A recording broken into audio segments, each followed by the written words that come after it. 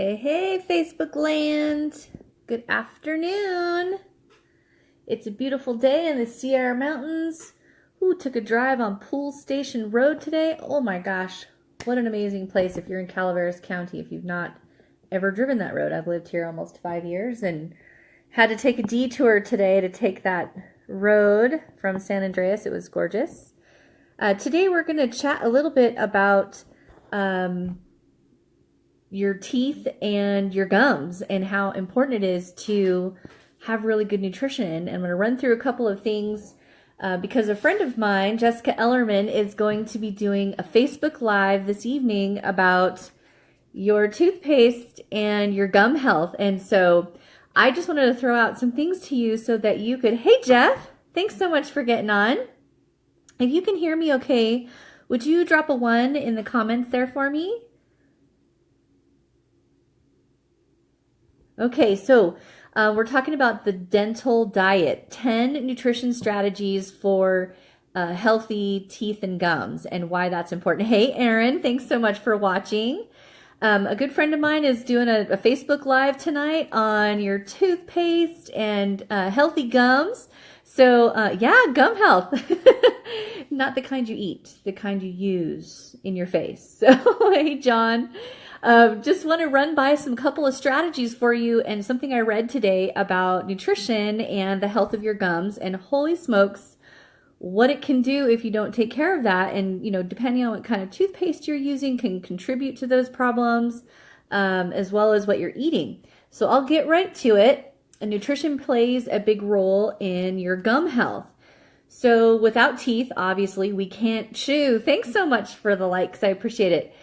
Imagine that. So if you didn't have any teeth in your head and you didn't have the opportunity to chew more crunchy raw vegetables, fruits, nuts, all those wonderful things that your body needs, it would be awful. Wouldn't it just be terrible? So here's an interesting fact. People with 25 or more of their original teeth tend to eat more nutritiously.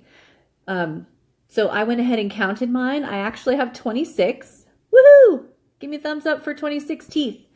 So you're not sure how many you have? Go ahead, count them. So we need to have healthy teeth and gums and eat nutritious foods.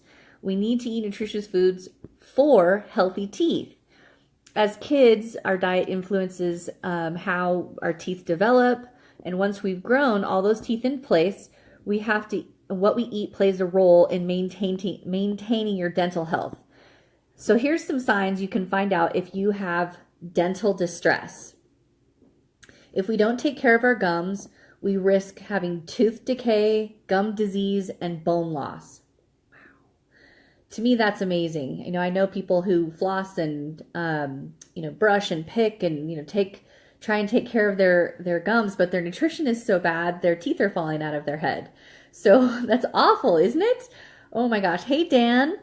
So meanwhile, the state of our teeth and our gums are often a signal of systemic problems. So sometimes our dentists can even find out that we have problems we're not aware of before even your doctor can. And here's how they can tell. So let me just run through a couple of systemic problems that your dentist might assume you already have. Cardiovascular disease, celiac disease, diabetes, sinus infections, rheumatoid arthritis, irritable bowel disease, gastroesophageal reflux, alcoholism, and so many more things that your dentist can probably identify even before your doctor. So if our eyes are the window to our soul, then our teeth and gums are the window to our bodies. If that resonates with you, hey Nagoy, please give me a thumbs up. I love to do these fuel for your brain kind of nutrition facts for you. And if you're enjoying it, please don't just pass right by. Put a like on there for me so I know that you've seen it or watched it. That would be great. So some signs that you have dental distress. Obviously, you could have some cavities. A cavity is a hole in your enamel. And what that does is it opens up your teeth to more decay. So the enamel is what protects your tooth health. I'm not a dental hygienist, so if I'm saying this wrong, sorry. So just Google images on severe cavities and you'll see how horrible someone's mouth can get if they don't take care of cavities and getting them cleaned out and such. So periodontal disease, which is another name for gingivitis. Gingivitis is inflammation. I'm reading this report here that says half of American adults over the age of 30 have some form of periodontal or gum disease. Gingivitis, or inflammation of the gum tissue, right down here, it should be nice and pink, is an early stage problem that can be totally corrected with proper care. You can reverse it. Eventually, if you don't take care of it, that will lead to pockets right in between your teeth. And that's where bacteria love to hide. Hey, Mark. Hey, Richard. Thanks so much for watching. So the bacteria colonize in the little pockets between inflamed gums. And that bacteria, oh my gosh, you guys get this. Okay, so symptoms of periodontitis include swollen or discolored gums, tender gums, bleeding, receding gums, change in tooth sensation when you're eating, loose teeth, and bad breath. Okay, but here's what gets really, really kind of scary. So if you're not getting the good nutrition to support your gum health and you're not taking care of that topically and in your mouth, periodontal disease is a risk factor to coronary artery disease. Yeah, you heard me say that right. Periodontal disease is a risk factor for coronary artery disease. Why? They don't really know, but what they do know is that apparently gum disease doesn't just signal inflammation, it increases inflammation. And inflammation contributes to coronary artery disease. So interestingly, the bacteria that colonize in your gums has been found in the arterial wall plaque. Ugh! Oh my gosh, that's so scary to me that if you're not taking care of your teeth and eating well, that the bacteria that could be in your mouth can actually cause coronary artery disease. If that doesn't wake y'all up, then I don't know what would. So nutrient deficiencies and oral health. So as you know, I just did a video on nutrition, and if you haven't watched that, please go watch it, because if you don't know what nutrition does and what it does for your body, then this will probably not make any sense to you. So nutritional deficiencies. The mucosal cells in your mouth turn over every 3 to 7 days. So nutrient shortfalls or excesses will show up in the mouth tissue before they show up in anywhere else. So I hope all of you are like in the bathroom right now checking out your mouth and your gums. Periodontal disease is associated with low blood levels of vitamins and minerals, and getting enough specific nutrients can be important to successful treatment. So if you are suffering from these conditions, that doesn't mean it can't go away. You might have some permanent damage that need to be fixed from your dentist, but that doesn't mean you can't fix your gum health. So let's go on. So what nutrients do you need and why? You need protein, tooth structure, mucosal connective tissue development, and immune function. You need to have calcium. Tooth structure may enhance enamel remineralization. Is that awesome? So you can rebuild the mineralization of your enamel on your teeth. Yay! Hey, Lori. You need phosphorus for the structure of your teeth. You need zinc for mucosal connective tissues and immune function. Antioxidants, mucosal connective tissues and immune function. Folate, again, mucosal connective tissues, immune function, and low levels are associated with periodontal disease. Iron, again, associated with those tissues. Vitamin A, these tissues and immune function, but be aware that getting too much can result in gum problems. So get it from your food, you'll be okay. Vitamin C, collagen maturation, and to maintain the integrity of periodontal ligaments. Ooh, that's a big one. So omega-3s, also associated with those tissues and modulates the inflammatory response. So as I probably heard in my previous video that inflammation is a killer. It causes so many diseases. And we get those diseases by being malnourished, right? So again, if you haven't watched that previous video, please, down in my newsfeed, just watch that video, like it if you liked it, if it was informative to you. I hope this is getting your attention. So vitamin D, also for those mucosal and connective tissues and it may enhance enamel remineralization as well, and B vitamins, epithelial cell turnover. So if we know that the mucosal cells in your mouth turn over every 7 days, we have an opportunity to really change what's happening in our mouth within a week. How cool is that? Just by eating right and putting the right toothpaste in your head, right? And brushing right. Okay, so I'm not going to go in what to avoid. I think you guys probably already know that. Sugary foods and whatnot.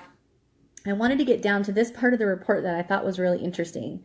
It said that body fat and adipose tissue, so if you are over fat, you may have some oral health problems. In obesity, excess adipose or fat tissues gets deposited in a place where it should not be, like in your liver. So dental health is no exception. It says here that obesity is correlated with adipose tissue, your fat tissue, being deposited as a lipoma, Lipoma, especially a tumor-like mass made of fat, into the oral cavities, such as the inside of your lips and cheeks, on your tongue, or in the salivary glands. Woo, keep going, stay with me. It's clear that controlling inflammation is important for your oral health. Okay, so we talked about inflammation in my last video, about how important it is to take care of the inflammation in your body because of some of the other things that it does, but imagine what it's doing to your mouth. That she says here that the obesity is correlated with inflammation. So this is why obesity is the second biggest risk factor in inflammation in the mouth. I didn't know that. If you're liking this information, please keep clicking the like button. Share this with someone who you think might be interested in this info. So the only thing that's worth for your oral health, of course, being over fat, is smoking. So why? Because high blood sugar, changes in salivary pH, and pro-inflammatory compounds tend to be present in those who are over fat. So meanwhile, mucosal cells may be more permeable due to nutrition deficiencies or imbalances. That's a lot of talk. I hope you're staying with me here. I'm not sure how long I've been on. Hey, Amos. Hey, Michael. How's it going? So additionally, body fat cells release inflammatory compounds. That is spread throughout your whole body. So one common inflammatory marker associated with periodontal inflammation in folks with more body fat is called orosomucoid. Orosomucoid. So meanwhile, this orosomucoid is also a marker of malnutrition. Oh my gosh, we are just being malnutritioned with our food sources. So remember what I said in my last video, nutrition is key to your body working the way that it should, and it's no different for your periodontal and your gum health. So there's some signs, and part of this report is why aging folks have some issues with their mouth. It could be the medications they're taking. That was the first thing they said on here. Chronic diseases associated with oral health. I just mentioned that the bacteria in your mouth can cause coronary artery disease. Holy smokes. Or immunological changes. All right. So here's what we recommend. We recommend that you use a good toothpaste. And my friend Jessica Ellerman is going live tonight, 6 p.m. Eastern Standard Time, to talk about toothpaste and gum health specifically. So you need to have a good toothpaste. This report says to brush your teeth not only with a fluoride-based toothpaste, but also a baking soda-based toothpaste that raises the pH in your mouth, making it more alkaline. Of course, avoid smoking. You can drink green tea. It's a natural anti-inflammatory. It helps to prevent the bacteria from growing. Of course, helps the odor in your mouth. Let's see. Eat mostly whole, nutrient-dense foods that provide plenty of calcium, phosphorus, magnesium, vitamin K, vitamin D. Foods like leafy green vegetables, nuts, seeds, hard-aged cheeses, plain yogurt, meats, natto, beans, mushrooms, fish, eggs, organs. Let's see. And to make sure that you get some sunlight. So we need to have some vitamin D3. Hey, Sarah. So eat some raw, crunchy fruits and vegetables every day to clean your teeth to a degree. Apples, carrots, bell peppers, etc. Eating an apple as a dessert after lunch will help you remove material that's been adhered to the surface of your teeth. Plus, apples contain naturally occurring xylitol. Limit your added sugars. I won't even go into that. Sugary drinks, etc. Don't do it. It's just so bad for you. Maintain a lean, healthy body composition. Excess body fat can promote poor systemic health, including poor oral health. I just went into that. Increase the amount of arginine in your diet. So more spinach, lentils, nuts, eggs, whole grains. Be choosy about your meats, seafoods, and soys, and get regular exercise. So exercise seems to also protect against periodontal disease. If anybody wants a copy of this article, I'd be happy to share it with you.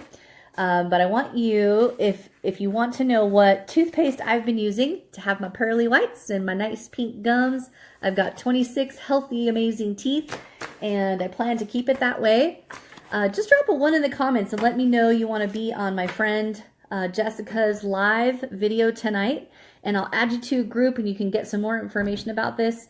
I had no idea that having poor gum health could actually cause coronary artery disease. That is very scary to me. Anyway, so I thank all of you for watching. If you did watch it, please don't just scroll on by. Please press the like button. Share it if you know somebody who might be interested in why your gum health is important. And the key to that would be, of course, your nutrition and using some good toothpaste for you. So thanks for watching, guys. I hope this was helpful. See you later. Fuel for your brain.